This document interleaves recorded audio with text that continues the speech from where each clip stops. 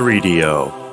欢迎收看魔宝龙新一期视频。今天我们来拍一下要塞的英雄。正式开始之前，斗胆问大家要2个币。为什么这么说呢？因为要塞城的英雄排名是所有派系里面最难的。它的难体现在哪里呢？它所有的英雄都没有任何的槽点。换句话说，它所有的英雄都在及格线以上。咱们来挨个的看一下，你像泰泽，人家是个钢板特，肯定是及格分以上。你甭管他前期怎么样，后期肯定是在线的。金哥不用多说了吧，人家开局进攻防御，特长的又是牛哥，葛小炮草鸡变凤凰，现在人家弩车的伤害和上一个版本的葛大炮一样，怎么能不及格呢？麦林德人家开局技能没偏，现在虚弱的效果是这个样，虽然女巫可能会偏，但是人家毕竟没有偏，所以说还是及格分。罗斯可开局神秘配小剑，这不及格谁及格呢？女巫是游戏里面力量成长数1数2的职业，有个魔力合情合理呀。智利特咱就不说了，就算是在上个版本人家都没有槽点。第二桌尚且如此，第一桌就更不必多说，大女婿布朗、克巴斯、布鲁菲德全部都是神将。哪怕是威迪斯，人家现在急救术加强了，前期开荒非常的强，后期也不丢分，基本就是一个强化版的泰泽。金凯利亚还有玛丽斯呢，人家之前的学习能力是个减分项，现在开局带着学习意味着什么咱就不用多说了。总而言之一句话，这些英雄他们的槽点都局限在他们职业上，他们本身是没有槽点的。就这么说吧，要塞城谁应该当倒数第一，我都思考了2个晚上。关于这些英雄的排名，我在群里也是反复讨论，最终排名的结果也是拿给了很多比我水平高的高手看了之后，没有什么大的槽点才最终敲定的。首先第一步，鹰眼特必须得放在最后，要不然这个工作就开展不了了。尽管要塞城的魔法最多见到3级，蒂娃作为一个鹰眼特发挥的作用要比其他魔法强足高，但是如果你不把它锁死在60分就没法排了。无论谁当倒数第一，那肯定是都不合适，那就只好苦一苦你蒂娃了，骂名我来担。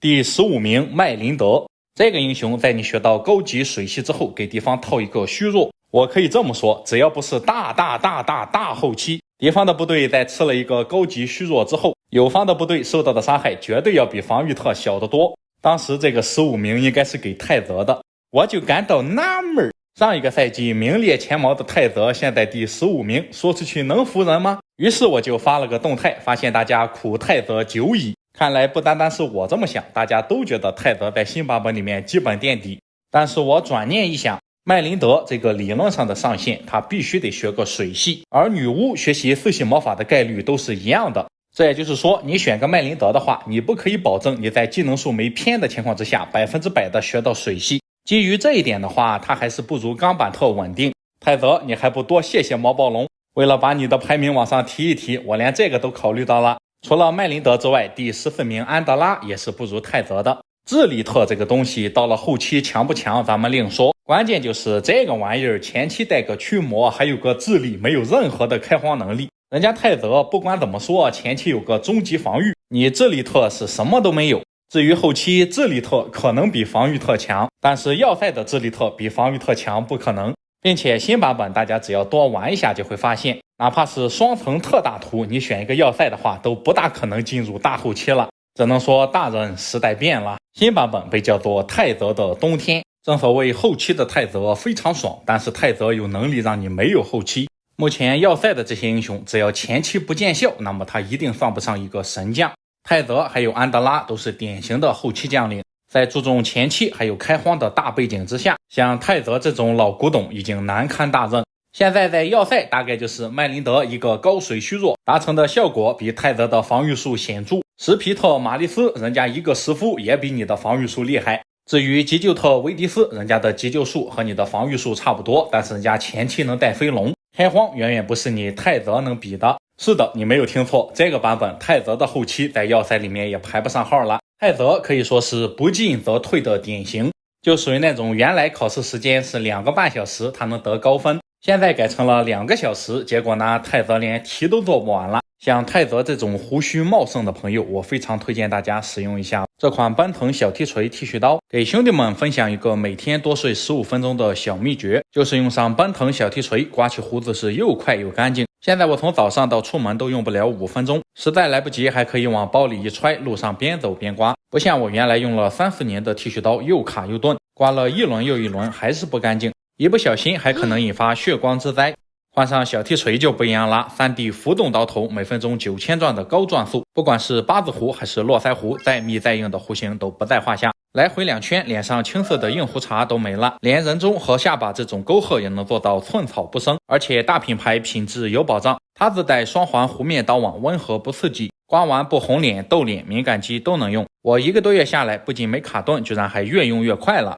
像这种高速剃须刀，市面上都得400-500往上了，小铁锤性价比就高很多。磁吸刀头用起来也很方便，还支持干湿两剃，当了可以直接用水冲洗，非常好打理。充满电能续航2个月，平时我都是把它随身带在包里或者放车上，出差旅行也能随时保持帅气。大家也可以拿去送爸爸和朋友，金属质感，握感舒适，双色可选，还是礼盒包装，颜值这么高，送人也超有面。评论区领我的优惠券超级划算，保价大促还送运费险，1年内质量问题免费换新，2年质保，不要错过啦。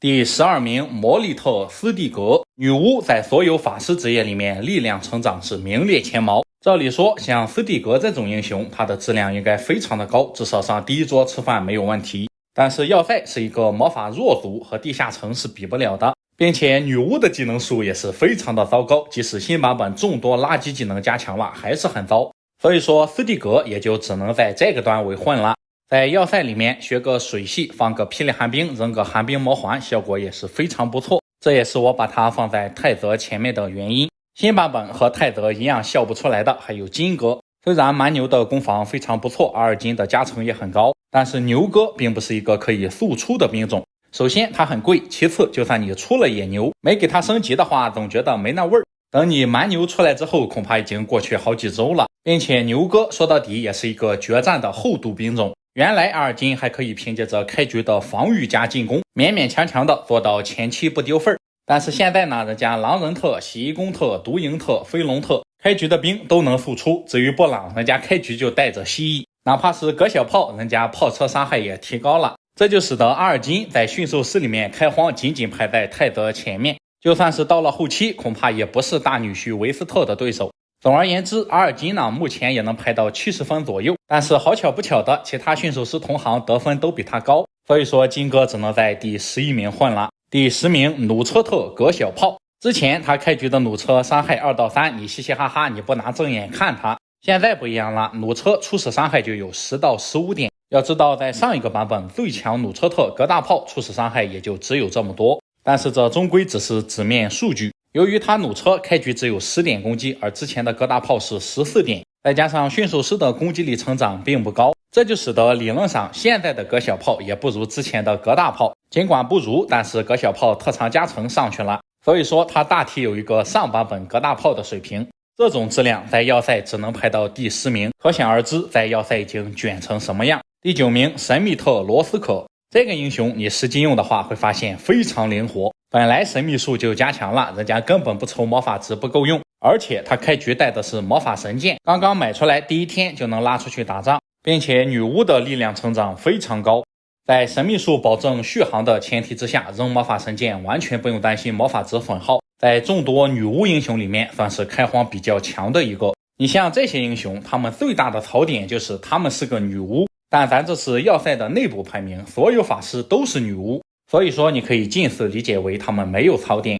第8名，狼人特卢肯。关于卢肯的真正实力，我在上一个版本的排名视频当中就已经详细介绍了。首先，现在狼人的数量非常多，其次狼人的输出也真不跟你吹，尽管和骷髅王、沙克特、全灵特这种1级兵特相比小有不足，但是得益于狼人的属性实在过于扎实，这就使得卢肯在1级兵特里面属于非常不错的一类，上能拳打小怪物，下能脚踩大耳怪。尽管卢肯的开荒还有后劲儿都堪称不错，但也仅仅是不错了，神将是谈不上的。开局的防御加领导和进攻战术相比，怎么看也是小有差距。关于卢肯最好的评价就是他或许很强，但是不够完美，所以说他只能排到第8名。第7名，飞龙特布鲁菲德。有朋友可能好奇，咦，这个飞龙不是可以速出吗？布鲁菲德作为一个飞龙特，怎么能排到第7名呢？原因很简单，经过我的反复测试，我发现布鲁菲德的开荒能力在要塞里面根本排不上号，就算是带飞龙，他也不如那个女人，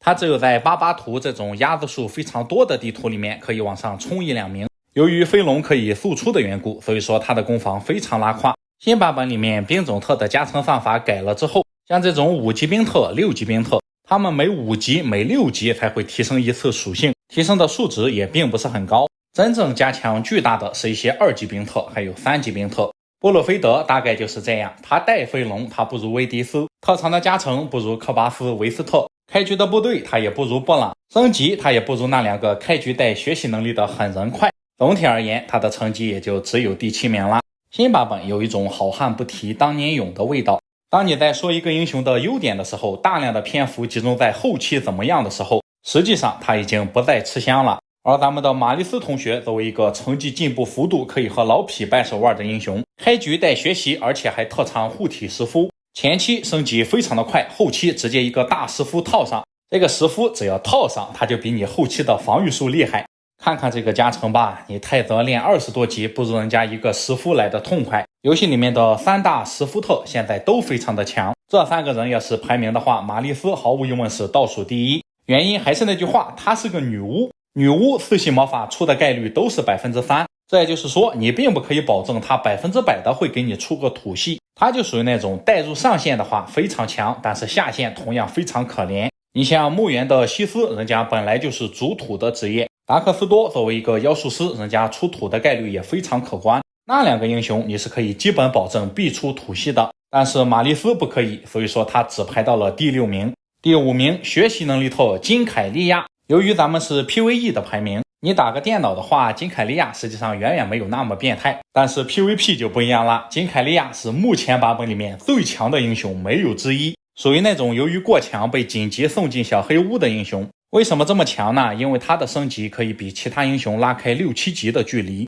打个电脑的话，6、7级也就只相当于6、7个技能点，但你只要是人人对战，多了6、7级就直接可以要对手的命。之前他的特长是学习能力效果翻倍，现在又改成了每级提升 5%。 由于咱们是新手项的排名，你打个小人机的话，同样是有学习能力，罗尼斯绝对要比金凯利亚厉害。新版本里面很多新手玩家都意识不到学习能力有多强，就算意识到，很多玩家也倾向于给一些特长有成长的英雄学习能力。所以说金凯利亚我就排到了第5名。第5名说实话也够用了，上一个版本他是倒数第一，这下子直接进步了11名，比老匹进步的都多，偷着乐去吧。第4名毒蝇特克巴斯，这是一个非常合格的打野英雄，开局跑得也非常快。毒蝇这个兵种虽然生命值不高，但是攻防是非常过关的。本来毒蝇跑得就快，科巴斯只带毒蝇的话，至少相当于一个中级后勤学。而且好巧不巧的，科巴斯人家开局还有驯鹿，高行动距离再搭配驯鹿术，代表着什么我就不用多说了。并且毒蝇的产量非常过关，在科巴斯的特长加成还有高数量的加持之下，先进的毒蝇已经全面超过了老式的蝙蝠。像科巴斯这种英雄，目前来看你拉出去打野的话非常合格，唯一的小缺点就是他后期的决战可能并不是很强，这也是他唯一的缺点了，无论是前期打野开荒还是当一个副将都很合格。第3名急救特威迪斯，先前我就出视频说过，急救术目前应该是强于防御术的。要塞人家本来就卖帐篷，帐篷烂了还能随时更换，并且要塞是可以速出飞龙的。原来的威迪斯帐篷配飞龙开荒就非常灵活，现在更是不得了了，无论是前期的开荒还是后期的决战，他都有的说到。要塞的兵普遍都非常的肉，一个20级的威迪斯就可以提升所有友方 30% 的生命值，像飞龙、蛮牛这种兵都能达到91点的生命，如果再配上一个防御术，那就是全员肉盾。泰泽的后期非常强，还得搭配禁魔球。威迪斯的急救术既能扛物理伤害，又能扛敌方的法术伤害。前期帐篷配飞龙，打硬仗的能力强于布鲁菲德，后期更是可以和泰泽掰手腕。各方面来看，这都是一个完美的英雄。但不完美的地方是，她是个女巫，技能数是没有人家城堡瑞恩好的，论强度也不如工厂开局急救加防御的弗洛里伯特。不是我害了你啊，是女巫这个职业害了你啊。下面就是重头戏了，第2名布朗。关于布朗没有什么好说的，人家开局兵多，力大专飞，如果只是兵多的话，他也并不足以排到第2名。通过多次游玩，我惊喜的发现新版本的布朗居然可以当主将了。蜥蜴这个兵种虽然存在感不高，但是它的攻防非常扎实，布朗特长的加成是很高的。前期直接布朗当主将，滚起雪球来之后，老家起个蜥蜴洞，蜥蜴的数量再跟上，只要地图不是非常大，前期如果拼4刀的话，无人能敌。我曾经试过布朗当主将，然后不出飞龙，先出蜥蜴，在敌人城堡还没有建设完成的时候，战斗已经快打完了。在目前的版本，布朗已经不单单只是一个送兵机器了，人家也有一个当主将的资格。但是呢，你布朗当主将没什么不好，开局把所有的部队送给维斯特，可以更加的海阔天空嘛。新版本骷髅王被搬了之后，维斯特很有可能已经实质上成为了最强兵种特。咱们再用港口那期伊洛的评价，一些兵种特可能在某一个时间段强于维斯特，但是在大多数时间维斯特总是强于他们。洗衣工的攻防非常高，维斯特的加成非常恐怖，大概升到10级可以给高级洗衣工提升6点攻击8点防御。大女婿的前期开荒本来也没有任何问题，后期的话由于洗衣工仇恨值很低，所以说你能攒出相当大的规模。肉装弓箭手和脆皮弓箭手不一样，像大地那种小脆皮，它数量越多仇恨值越高，因为干掉他们相对容易，所以说敌方倾向于对他们释放霹雳闪电，或者说一个雷暴直接抬走。肉装弓箭手则不一样，他们越多仇恨值越低，原因很好解释，打又打不动，带来的收益也没有炸大地炸神射手高。当你攒出100多个洗衣工的时候，你带出去下龙国，连黑龙都不敢喷它。这要是大地啊，首先他就攒不出100多个，除了特长加成过于简单粗暴之外，其他的比如前期野战能力非常强，技能数非常好，这在维斯特身上只不过是小优点而已。总而言之，这是一个综合水平非常强大的兵种特，是一个让皮克杰姆都能心甘情愿叫大哥的硬核狠人，是一个选了就不用担心技能会偏，选了就能够一顺到底的究极神将，目前版本里面最强的兵种特。最后呢，咱们来总结一下，相对于他的好邻居据点，要塞的排名可以说是翻天覆地。有人嚎啕大哭，比如阿尔金，比如泰泽；有人哈哈大笑，比如金凯利亚，比如威迪斯。但不管怎么说，本期视频的排名非常有看点。在这里非常感谢大家一键3连，咱们下期视频再见，谢谢朋友们。